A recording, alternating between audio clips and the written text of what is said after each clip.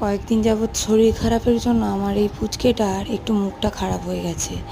ও একদমই নর্মাল যে সমস্ত খাবার দাবার একদম খেতে চাইছে না, তাই ঘুরিয়ে ফিরিয়ে ওকে খাবার দেওয়ার চেষ্টা করছি, আর যাতে সেই খাবারগুলো হেলদিও হয় আর টেস্টিও হয় সেই চেষ্টাটাও চালাচ্ছি।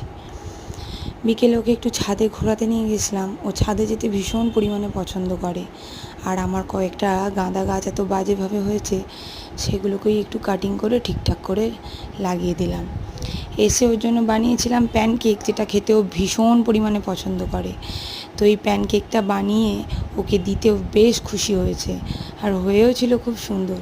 আমি ফার্স্ট টাইম ওর জন্য এইভাবে বানিয়েছি, আগে অন্যভাবে বানাতাম, কোকো পাউডার ভ্যানিলা এসেন্স এসব ছিল না, তাই শুধুমাত্র ডিম কলা আটা দিয়েই ওর জন্য বানিয়ে দিলাম।